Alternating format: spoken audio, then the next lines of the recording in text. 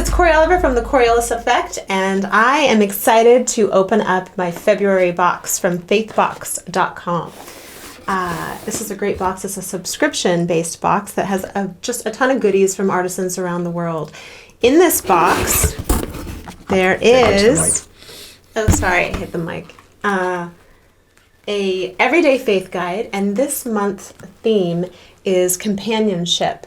And oddly enough, we've done our first couple podcast with Kyra and Andrew Carter. So companionship, that's an important thing. It also comes with an impact guide that will go through all of the items that are in your box, and it tells the story about those items in your box. And this month's box, February box, has, I love these. These are always good to have, these bags. This has says you and me. Oh, it's a heart bag for Valentine's Day. That's great. I could use that. That's amazing. Let's see what else is in this. This is like a box of treasures. Oh, look at this, Bob. We have what is that? Lip balm. Lip balm.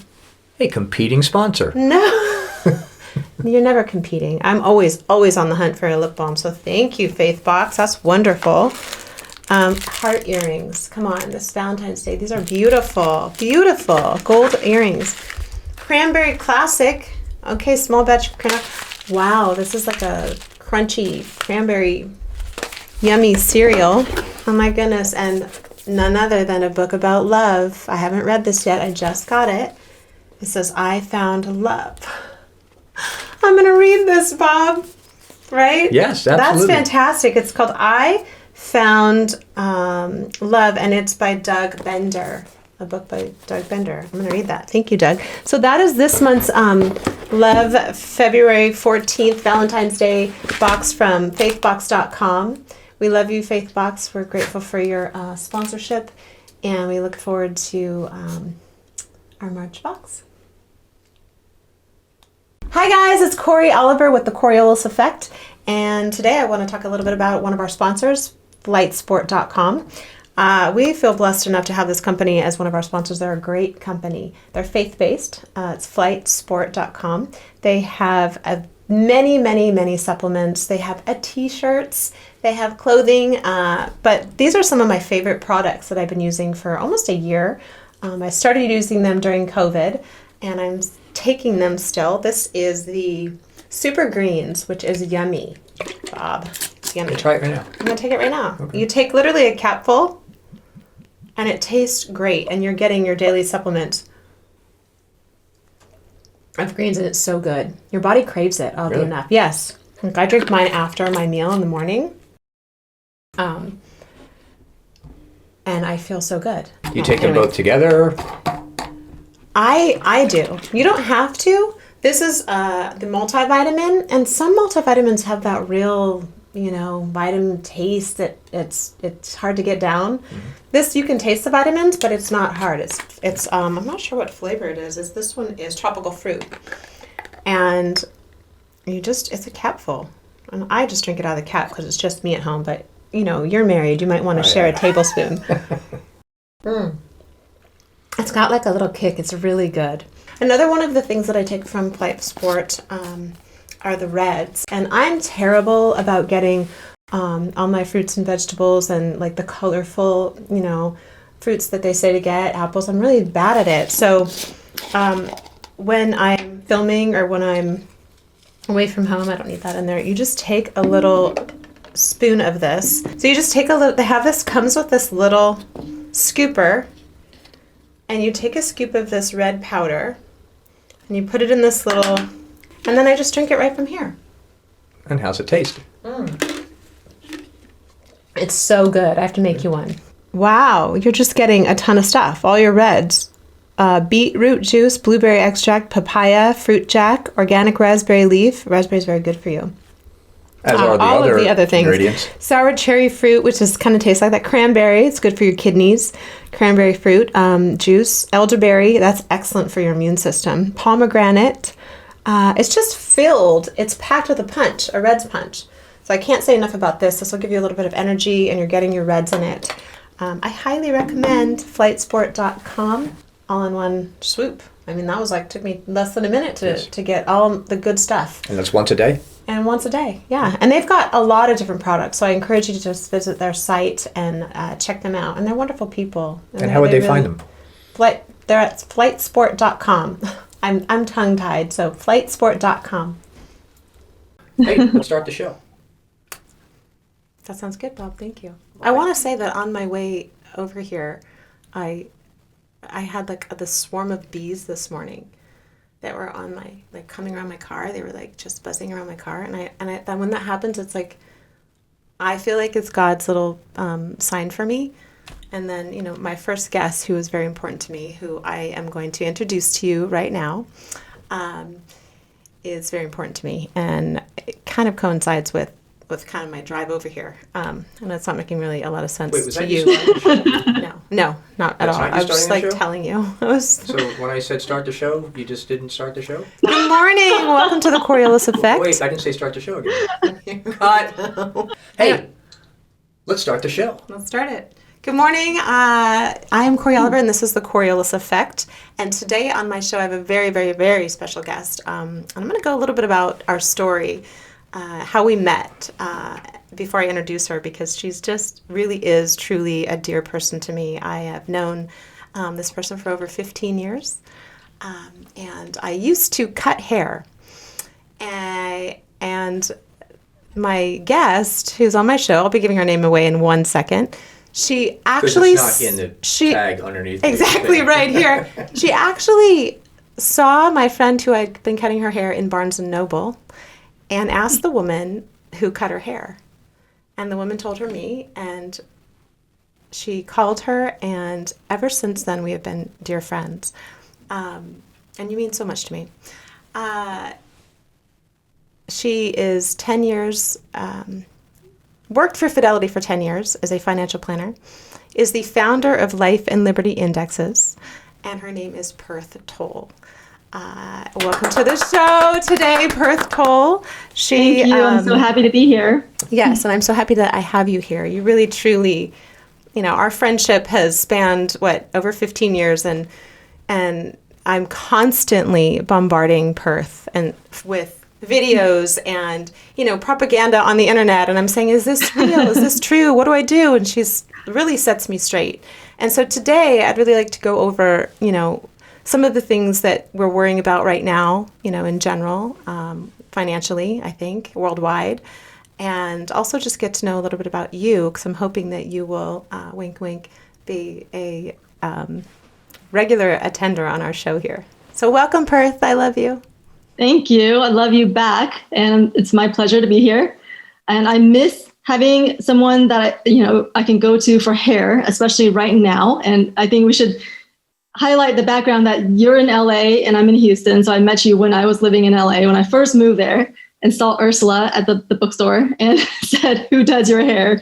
When I was looking for a hair person, and I wish we could do a virtual haircut right now because because I need one. But yeah, no, I'm so happy to be here, and we've talked about a show like this for a long time, and the way it came together for you is so great. So I'm just happy to be a part of it. Thank you. Well, tell me a little bit about you and your company, Life and Liberty Indexes, and how you went from Fidelity to Life and Liberty Indexes, and what that's like for you right now in this climate, this financial climate. Yeah, so Life and Liberty Indexes is basically an index company. So we provide strategies for funds to kind of follow. In our first flagship strategy is a freedom-weighted emerging market strategy. And when I say freedom-weighted, I'm talking about things like, you know, right to life, right to liberty, right to property, so civil, political, and economic freedoms. And I use some think tank partners' data from the Cato Institute, the Fraser Institute, and the Friedrich Naumann Foundation. And these are basically global think tanks that are the world leaders in freedom econometrics. And so they measure things like, torture, disappearances, journalist killings, women's rights, freedom of speech, freedom of media, freedom of religion, and freedom of assembly, things having to do with economic freedoms like taxation, rule of law, private property rights, business regulations, soundness of monetary policy, and these types of things. So they take a composite score of all of these things, and then I use that composite country score to come up with a country allocation in my index. So the problem with a lot of emerging markets indexes out there that I'm trying to solve is that a lot of these indexes have so many autocracies because of the nature of emerging markets. So you're going to get like 50% in China, or up to 50% in China, 45 to 50. And then you have also Saudi Arabia, Russia, Egypt, Turkey, and some of these other less free markets. And there are risks associated with investing that way. So we're trying to avoid those risks and to give our investors kind of the freedom premium in the long run. So this is like a whole other level, and now would be a good time for you to insert the Charlie Brown teacher, because I don't know anything that you just said, but I'm very fascinated by it because you obviously, this is your area of expertise. Bob has something to say. Well, we talk about this all the time. Okay, so what I was going to say, when you give a country an index, is it because any investment in that country is at risk of the country taking over and taking away your investment, or what's the risk factor, or what does it mean? Yeah, so that particular risk you're talking about, where a government kind of takes over a company, that is a real risk in some of these markets. So you've seen recently, or at least a large amount of interference in private markets by the government. So like you've seen in China recently, what happened with Ant Financial and Alibaba, right? So in a freer market, typically entrepreneurs and innovators are celebrated. So we have Elon Musk, we have, Jeff Bezos, these types of people in the US that are typically celebrated most of the time. But in China, these people are targets. So they, Jack Ma went out and said something that maybe was offensive to the government. And then the IPO got shut down for Ant Financial, and now the regulators are going in and wanting to split up the company. So yeah, it's a very real risk in those markets of actual, government, high level of government interference or takeover of companies. There's also a high level of, in China specifically, some of these companies or all of them are required to have a Chinese Communist Party cell within the company. So every single company that's operating in China is subject to kind of what the government wants. So you're serving the country before you're serving kind of your own economic end goals. Yeah, I've heard stories and I've been peripherally involved in transactions where like somebody will have a gold-backed bond of, however much money, and the gold is in China, and they say, well, no, China will not let that gold out of their country. So they'll say, yeah, you own it, and it's in our bank, you just can't let it leave the country. And even like Malaysia and stuff where they have a lot of money in an account, and the bank will say, yeah, but you can't transfer this money out of this bank. You can spend it in the country, but you can't transfer it to England or you can't transfer it to the United States. That money has to stay there. Have you come across stuff like that? Yeah, so that's part of the metrics that we use for movement of people and capital. So is there free movement of people and capital across borders, in and out of the country and within the country? So that's one of the 76 metrics that is used in our strategy. Okay, yes. So when you rate a country, is it you're rating the country or do you rate individual companies within a country? It's the country. These are country level metrics because governments are in the best position to protect these freedoms, not individual companies. So you have, you can have one company that operates in North Korea and South Korea, and you're going to get two very different results. One country is going to have jobs and wealth creation as a result and innovation. The other one's going to have possibly slave labor and, other types of things. So yeah, it's the country level metrics that we're using here. Well, one of the things I wanted to talk about was, and I mentioned this previously earlier, that you and I constantly reach out to you. I'm constantly sending you these things from Instagram or Facebook or, these clips that I'll see and I'll say, hey, is this a good investment or is this real? And I'm not going to go into the specifics of them, but you do it's always an emphatic, no, that's a scam or that's not real or there's something behind that or, don't waste your time. And this prince from Africa said if I give him my bank account, he'll wire $40 million into it on Thursday. Is that a good investment? No, but I feel like I want to approach this because this is happening a lot right now, just because everyone's kind of scared about the banks and their money and what to do with it and how to invest and how to make money. And just tell me, your thoughts on that. And Yeah. I mean, how do you avoid not getting sucked into one of those scams or, Actually, right now is the perfect time to talk about that because of what just happened with Reddit and GameStop. And now Elon Musk has bought Bitcoin, so Bitcoin is going up again. And you've always sent me Bitcoin stuff that you see a lot. So, and I remember when I went back into Bitcoin, I did text you and say, hey, I'm going back into Bitcoin now because you wanted to know when I was. So yeah. Well, I really respect your opinion. Yeah, but it's a very small allocation. So to me, it's I like Bitcoin because of the human rights aspect, because it's safe from government kind of confiscation, in countries where they don't have reliable banking systems. So I think that's an underrated feature of Bitcoin that we tend to just interjecting for 1 second, so for people that don't really kind of understand what Bitcoin is, can you explain it? No, I actually do understand it. Yeah, no, I do. But I didn't until Perth explained it to me. And we had, conversation after conversation about it because I actually asked you, is it a tangible item that they send you, a coin? I mean, that's how lame I was, on my knowledge about it. But you set me straight, and I do understand it now. That's a legitimate question because you see these pictures of it. Right. So tell those of our listeners that don't understand or know what it is, maybe somebody out there is wondering. I have never been asked to define Bitcoin, but I would say it's a digital currency. Everybody just knows what it is. Yeah, so it's a digital decentralized currency that's kept track of on a ledger that is public and completely anonymous. So you're basically tracked by a number and not, your name. So basically, a government can't verify that you have or don't have Bitcoin, and they can't take it from you unless they have the key, which is the password, which is typically a long series of letters or numbers that only you know. So, yeah. So I have a question there, because you wouldn't have thought that the government could take, a whole Instagram page or a parlor down or, other things down as well. But so how are we safe from them somehow not taking, getting the password to Bitcoin? I know these are silly questions, but this is what's popping in my head right now. So the Bitcoin key is only known to you. So you would either hide it somewhere or you just memorize it in your head.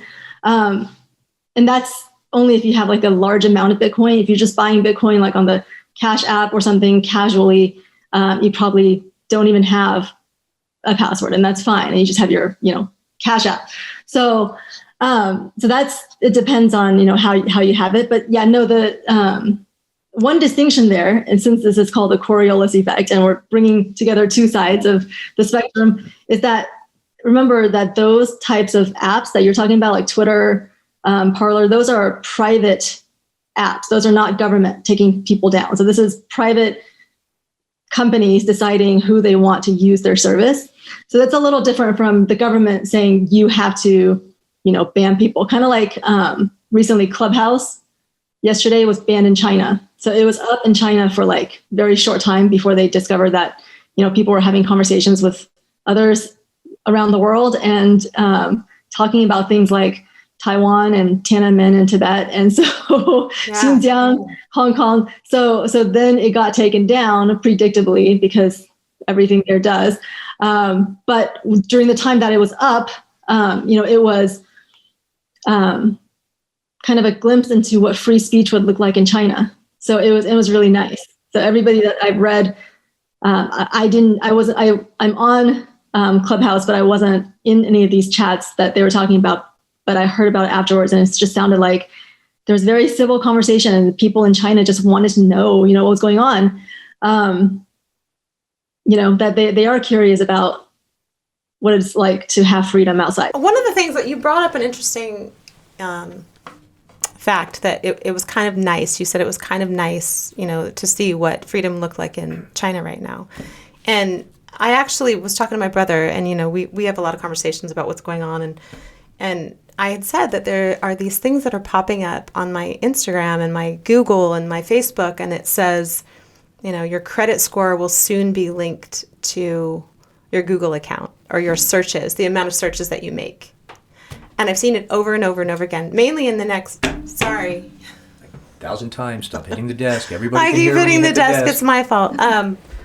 But I couldn't understand what that was about. So I talked to my brother, and he said that he feels like that in China, that's how your credit score is linked. And the more Google searches you have, the lower. That's your social score. It's your. They're talking about your credit score. Combining a credit score and a social score? So in China, your credit score and everything is combined with it's called a social credit score. Yes. So that's the actual name for it. So the credit score in China is a subset of your social score? There's just one thing. It's called social credit score. And it's everything together. So it includes, so that's how you get loans and your rates and how you travel. But they're subtly interjecting that here. So say that again. They're kind of subtly interjecting that in our social media. Oh, it's not subtle. It's very blatant. It's public. So it was, this was just launched like a few years ago, where literally anything you post on social media, the people that you're connected to, so you're friends with on social media, things you search for, things that you talk about, everything is connected to your social credit score. That's in China or here? In China. It's not here. It's in China, but that's what I'm talking about, is they're starting to roll out those commercials here. And they're saying, wouldn't it be cool if you're soon? No, nowhere close here. Well, I've seen them, and they've been enough to, obviously I call my brother with all this stuff because he seems to know a lot. And so I wasn't sure if you had seen anything like that here or not. No, I have not seen anything even remotely close to that here. It's like night and day difference. So here, obviously. The Dark Mirror. I'm serious. No, I know, but the Dark Mirror is like the new Twilight Zone. Yeah. Great episode where everybody's score is like known, 5 stars or whatever, and the girl who's like 4.5 did something wrong, and she went there with 3, couldn't get a job, couldn't get a hotel, couldn't get anything. This is kind of what I like. I've been seeing this over and over again on my Instagram and on maybe it's my algorithm, I don't know, but I talked to my brother, and he told me about China, and that's why I didn't know if you had seen it or if anyone had seen it. Well, let's talk a little bit about finance, because that's your area. And you worked for Fidelity for 10 years, and you went through the traditional approach to investing. And I was thinking maybe you could go through that today for anyone who's listening that wants to know, the traditional approach that somebody would go into Fidelity and say, hey, I want to speak to someone like Perth Tolle, and, find out how they could secure a portfolio. I do want to talk about this because there is a lot of misinformation out there right now. The market is very high and frothy, and everybody is investing. This is actually very similar. If you want to talk about similarities to China, this is very similar to the Chinese market, where there's just a lot of retail activity, and it's more like it resembles gambling more than actual investing. And you see things getting pumped up and then sold off. So this is actually what happens every day in China. So we're experiencing now in the market. And you have, I remember in 2015 when China's market skyrocketed and then crashed. During that time, my stepmom, or I have some family in Hong Kong and Shanghai, and they were like, yeah, my driver, he bought stocks and now he's stuck in them, because at that time the government actually stopped everyone from selling, like you couldn't get out. So he was there, like, he's completely stuck, So even their driver, and this other person, she's like, my nanny invested like $75,000 and now it's stuck. So literally everyone, like banana seller on the street, is investing, and that's kind of like what we're experiencing now. So there's a lot of this kind of information out there, and when you see things like GameStop, and sometimes even Bitcoin can be speculative. There's more of this. There's a lot of speculation or a lot of conspiracy about Reddit and GameStop. Can you explain the whole GameStop and Reddit issue and what happened and why it was so problematic? Yeah, so I think what we'll do is we'll save that for another expert, because we're going to have other experts on this show, right? That maybe we'll invite at a future time. Because you need to know it all. That is actually a very a little more complicated, because you go into like settlement times and the amount of money that a brokerage has to put up to kind of ensure that everything settles. So that's all a little more complicated. So going back to the more traditional approach to investing, which is, like if you go into a Fidelity and by the way, right now, please don't go into your Fidelity asking for this. Just call the Fidelity number. I believe it's 1-800-FIDELITY. So, and they're there 24/7 with investment professionals, to help you, not to be a commercial or anything. I don't get paid by Fidelity anymore, but Fidelity, Schwab, TD, all of these firms have these phone numbers where you can call and just get investment guidance.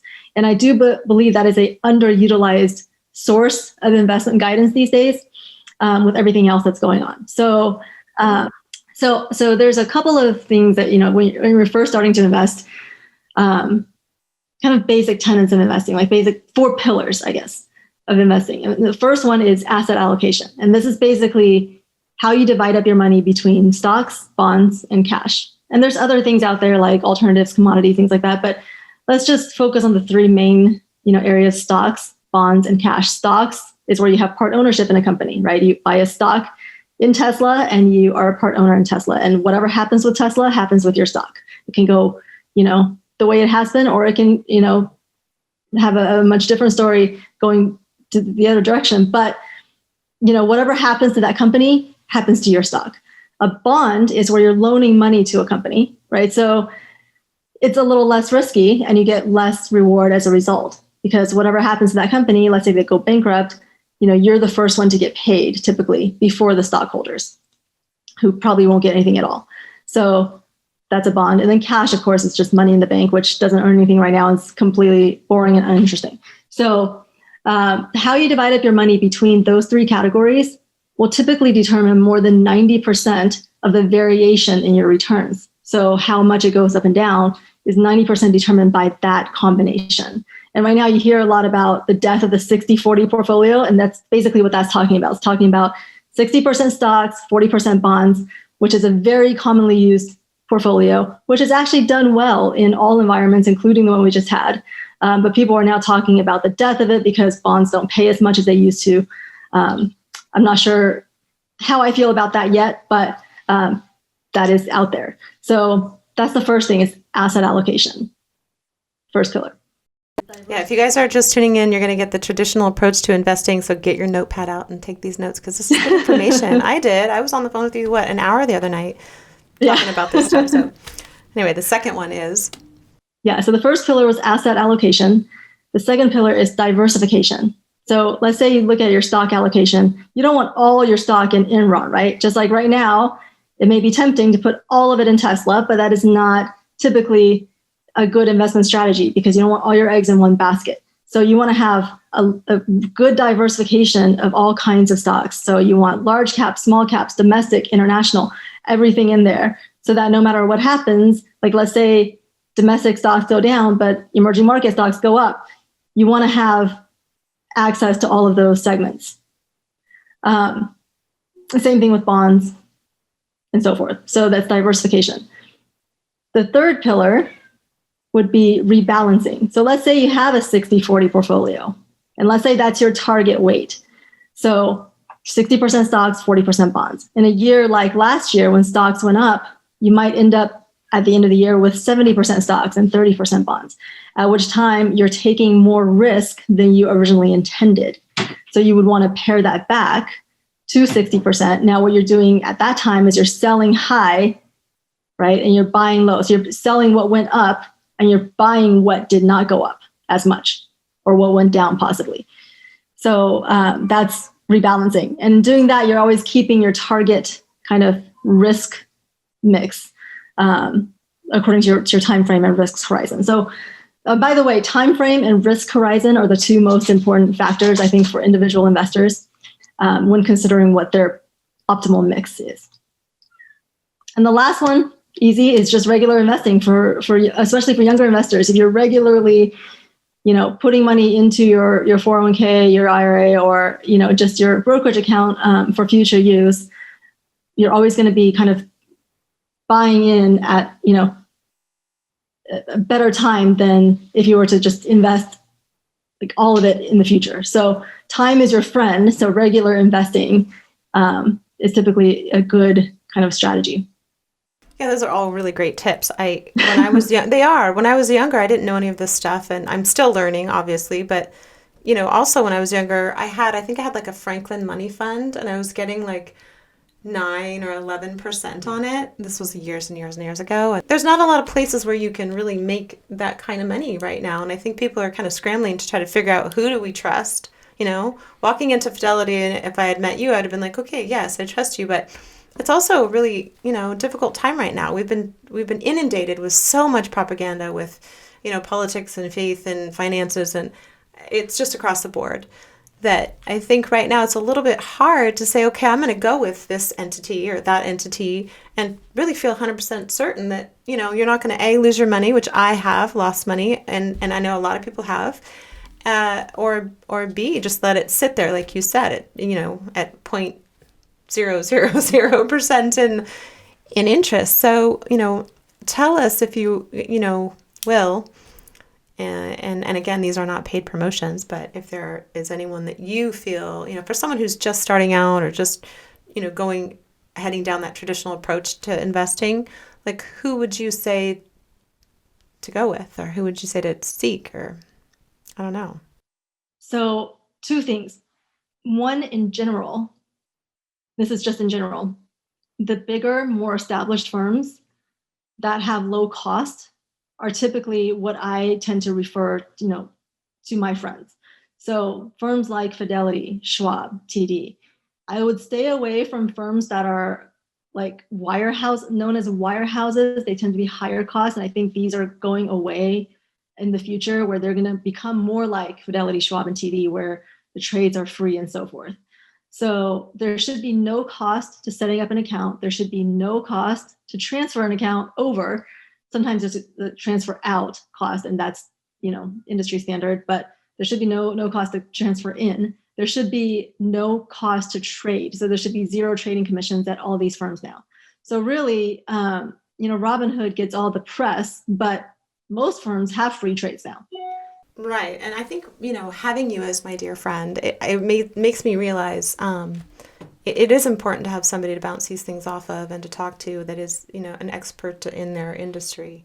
And, you are that, and you've been that for me, and I'm grateful for it. But I think to anyone out there, I would say get a financial planner, find somebody that you trust that can walk you through these things. Maybe what we could do is we could have some, for future shows, like have some financial planners on here that are good with. Bob's going like this. Bob's nodding up and down. Yes, yes, yes. Yeah, I think it just for right now, especially in this climate, it would be helpful. I think people are very concerned, very nervous. Right now. I mean, I have people that text me and call me about, hey, what if they shut the banks down? Or are we going to lose all our money? And, that's the other extreme. But it's happened before. It happens now. My wife's best friend comes from a family that was in Germany. They moved to Ukraine. And they had lots of money in the bank, and the Ukrainian bank failed, and it's just gone. Well, in Venezuela, it happened. There's 2. So I think that, and I'm not saying that's what's going to happen, and I still really believe in us.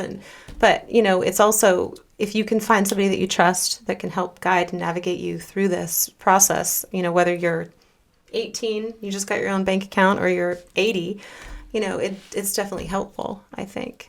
I tend to play it safe, right? And we've talked about everything. I play it safe, and my grandparents taught me to do that. But they come from a different era, like you said, there's all kinds of. But you know what? And just to be honest with you, like you've done extremely well with your investing, and that's not to credit me or anyone else, because I didn't even help you with that. It was just you doing what personally felt right to you, and I think that's important. Is that there's no right answer. Everyone has their own personal situation. That's why it's so important, to not follow a formula, but to go with what's right for you, because, everybody has a different situation. You happen to be in California, where you happen to have a house, and that's a great investment. Whereas if anyone else in any other state had a house, it wouldn't be nearly as great of an investment, for this time frame. I happen to have my own business, so I have a lot invested in my business, and I have investments in my own fund, which is an emerging markets fund, which is very overweight emerging markets. And that's just not right for everybody. So, it's a very personal situation. And actually, I'll plug a book here called How I Invest My Money by Josh Brown and Brian Portnoy, not Dave Portnoy, who's more famous right now, but Brian Portnoy. And this is a book that I participated in and made a contribution in one chapter to. And it's basically a bunch of financial people saying how they invest their own money. And what I took away from this book is everybody has their own story and there's no formula. And what's right for you may not be right for someone else. And it's not rocket science either. So yeah, I think it's researching and investigating, knowing, but the good thing about the internet, like you said, is good and bad, right? But you can research your own stuff. I mean, there's tons and tons of information out there. You got to be careful because some of it's false, obviously. Well, I know your time is limited, and I know I'm so grateful that we had you on today. Is there any advice you can give? I always tend to want to give advice to the younger generation. Is there any? Because this generation is really experiencing. And the older generation doesn't listen, so. Well, yeah, but there's also this just, they have so much at their hands right now. They really do. And I don't even know if they could, have survived my generation, really. With the phone itself and the information you can get from that, the internet. Like you said, you can go on and your brother's younger and he's investing. There's so much at hand for them. Where would you tell an 18-year-old that just got out of high school or going into college, how would you tell them to navigate their financial history? My grandparents told me, pay yourself 10% first. Just pay yourself. Just put a little bit away. Just save and put a little bit away. Put the rest in the mattress. Mattress, right. But really, truly, if you take care of the little pennies, the big ones take care of themselves, right? Take big pennies? Bob, don't you love Bob? I think that's a great strategy. I think to today's younger kids, I would say invest in what you believe in, because there's so many options now for that. And I think it doesn't matter what strategy you choose. What's important is that you stick to that strategy. And in the long run, you'll have better results if you stick to one strategy. If you're going to bet red, always bet red. Don't switch to black. But you have to be really careful too, I mean, there are people that... The advice, I'm not a financial analyst or planner or advisor, but my advice to any kid is do the work. Yes. Don't think you're going to push a couple buttons and make $1 million and then go out and play and then talk about it on Twitter. It's not do Vegas. the work. What was that, Perth? Have your Vegas money separate. I did that as a financial advisor. As a lot of my clients still wanted to play with their money. And so I'm like, great, have that separate account where it's your Vegas money, and then we'll invest the retirement money, in this other pool. So have the Vegas money, but know that that's not investing. That is gambling. But play with that and have fun. Knock yourself out, and then you have the majority of your money, or at least the amount that you need. That would fall under the first category of asset allocation. There was a great right. great joke by David Letterman, who said he was in Vegas he said, I'm in Vegas, and this guy comes up to me and says, can I have $1,000? My wife needs an operation. She's real, and the surgeon said he needs $1,000. And Dave said, how do I know if I don't give you this money, you're going to gamble it? The guy says, I have gambling money. That's funny. That's true. Yeah, no, I think young people today need to realize that there's a lot of power in being in a position to direct assets, whether it's your own assets or whether you become a financial professional and direct other people's assets. There's a lot of power in that, and there's a responsibility that comes with that. And you should invest in things that does make the world a better place if you can, or at least not contribute to some of the atrocities that are going on around the world. So, and if you invest in a way that you can be proud of, that you can helps you sleep at night, you're gonna be more likely to stick to that strategy, especially if you have a strong conviction in it, and that'll give you better results in the long run. Well, it's also very interesting, and I commend you that you've got an index that not only talks about smart financial planning into countries that are not at risk, but it's also socially acceptable. You don't want to go into countries that it's not treating its people well, because one, they're not treating their people well, but more importantly, they're not going to treat your financial investment well. Right. Yeah. if there's no rights for their own citizens, there's not going to be investors protections either for foreign investors. And we have actually seen that quite a bit. There's this myth of, oh, are we missing out on China if we invest in a freedom weighted strategy? But you're actually not, because if you look at the past 10 years before 2020, right? So let's say 2019 and before, China's index, Shanghai Composite was flat during that time. And we know that during that time, China grew a lot. So even if a company or a country grows a lot during a period of time, foreign investors are not guaranteed to participate in that because of those lack of investor protections. Is there a country that is at the top of your list with the most protections and what you would consider to be one of the safest investments? So that's kind of a trick question, because we do emerging markets only.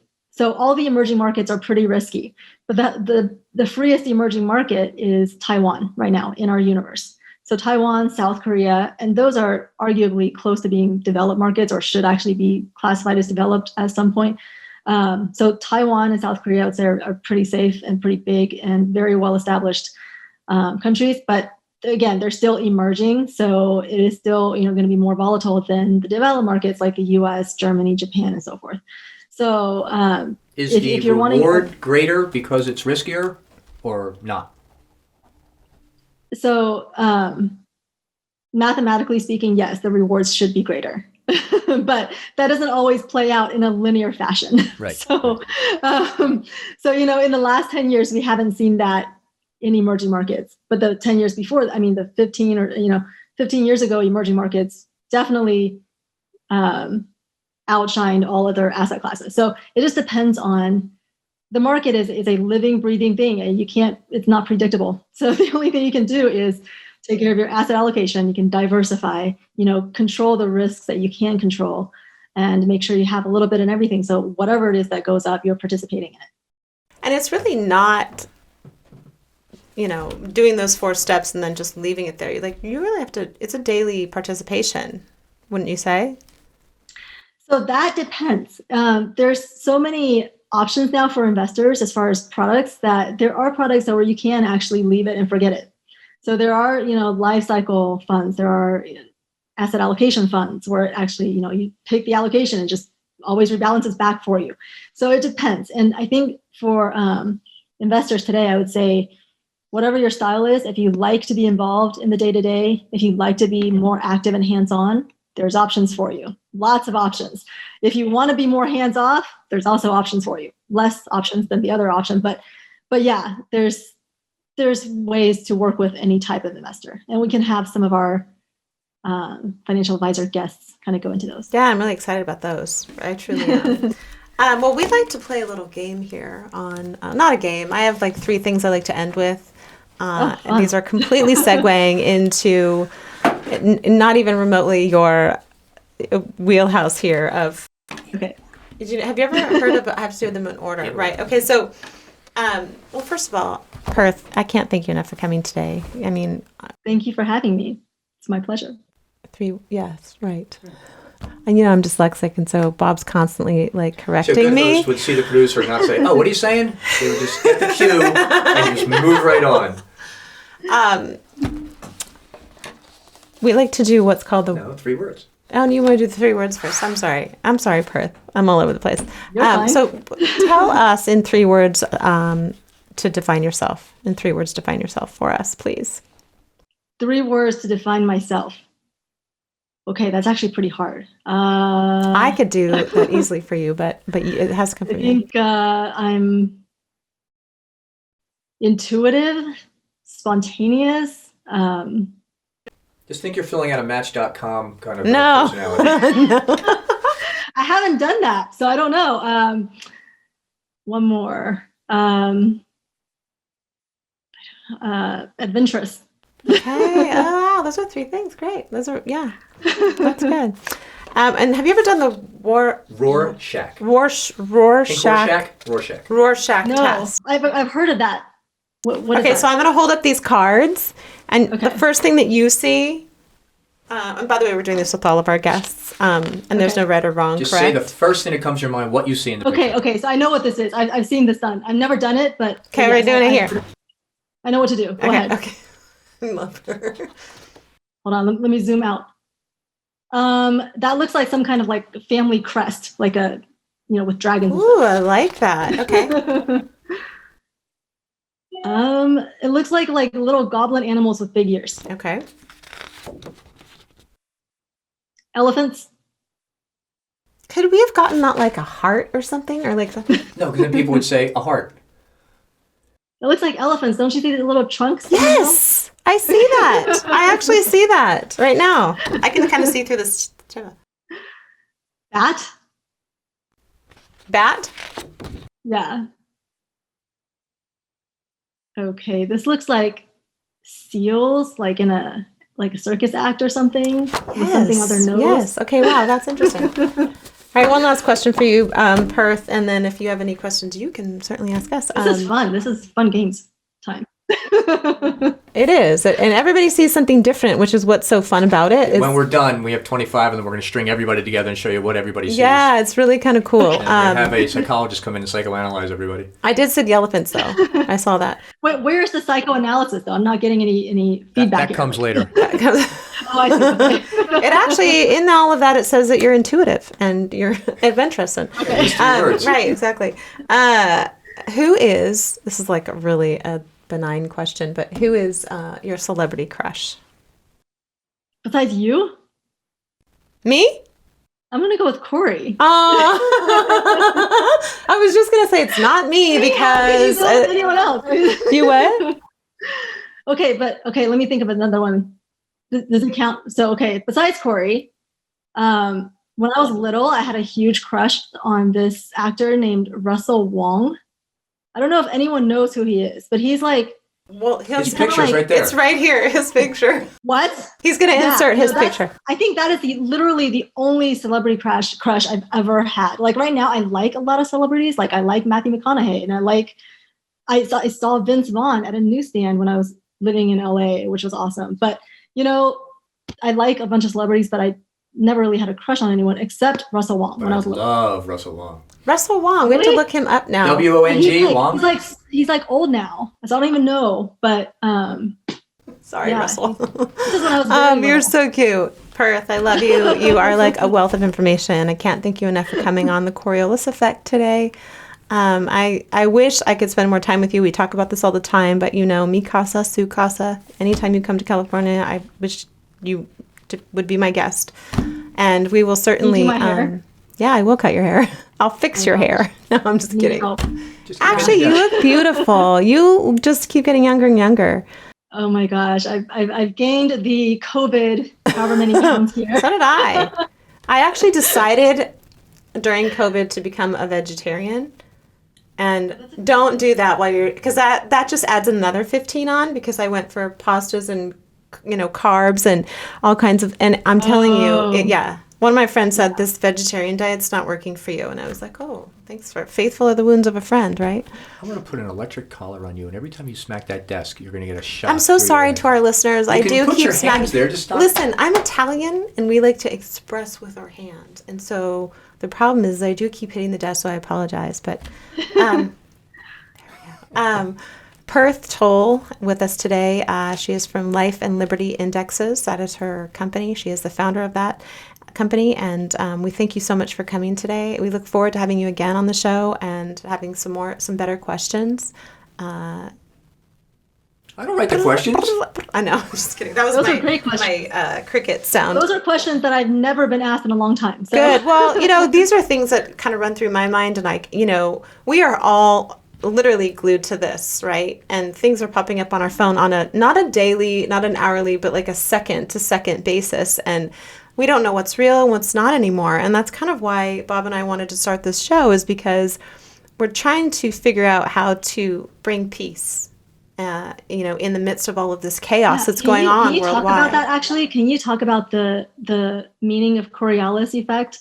Yeah, the meaning of the Coriolis effect is basically it's when the right and the left create a circular motion and come together on a common ground. And Bob and I really we talk a lot about what's going on in the world and so many people are divided right now, just completely divided. And I'm not talking about friends, I'm talking about family members. And, people are, it makes me want to cry because they're really struggling with where to find the truth and what's really going on. And, I have faith and I trust that God does have a plan. But there are a lot of people that are struggling right now. And so I really wanted to bring some peace to, just not just my community or the social media community, but just around the world, that we can have differences. You can be a Democrat and sit across from me, or a Republican and sit across from me, and we might not agree, but we're going to walk away with one thing in common, and that is that we love each other and we respect each other. And there used to be a day when you could share your actual opinion and still have a level of respect for, the opposite opinion. And I feel like we've really been divided and segregated and kind of silenced, if you will. And so, what I really want to do is bring people together and fellowship and walk away. Yes, we may agree to disagree, but we're still going to love one another, right? Like God loves us. And so that's kind of where the whole Coriolis effect came about. And my daughter actually, as we talked about in another show, she came up with the name. I was talking about the waves one day and how they were really strong, and she literally looked at me and said, "Oh, that's the Coriolis effect, Mommy." It's a phenomenon where things moving north in the northern hemisphere tend to move to the right because of the size of the Earth is bigger at the equator than it is northern, and things moving south tend to move to the left because of the way the Earth is spinning. Cool. And what happens is, especially with air pressure and currents that focus around the eye, which is like the depressurize or a less pressure, the air moving up goes to the right, the air moving down goes to the left, and it creates that circle. And that's why when you see hurricanes, they circle, and it's always circling. When you go to the southern hemisphere, they circle in the other direction. Because you're moving away from the equator to a spot on the Earth which is just less wide. Yeah. And it just creates a little movement. But our whole goal is to come together and create an environment that's safe, really. I'm not going to judge you, and I hope that you don't judge me, but we can come together and still, share our points and our views and our values and our likes and dislikes and still love one another. So that's kind of our vision. And you know what? It's been great. God has really been at the center of this and had some really interesting guests, and we're really excited because people are starting to want to come on and discuss. Just to create a discussion is key, right? If you know anybody, we need a financial advisor that can come on maybe once a month and talk, if you know anybody. Okay. I already hired when you told me that her. concept, I loved it from the get-go, and I was like, that's something I would be proud to be a part of. So yeah, no, I love that concept. Well, I'll just say this now then, for those of you who are listening or watching, we do have an email, and that is Cory at the Coriolis Effect at gmail.com. And that's Cory at the Coriolis Effect at gmail.com. And you can actually write us questions if you have, and next time Perth comes on, we can approach those questions with her. Send in your questions. Yeah, please send them in, because we want to try to, meet everyone's needs here. So thank you so much for coming today. I love you. We love you, Perth. Love you. I'm giving you a big virtual hug. Virtual hug. Thank you. And we're out.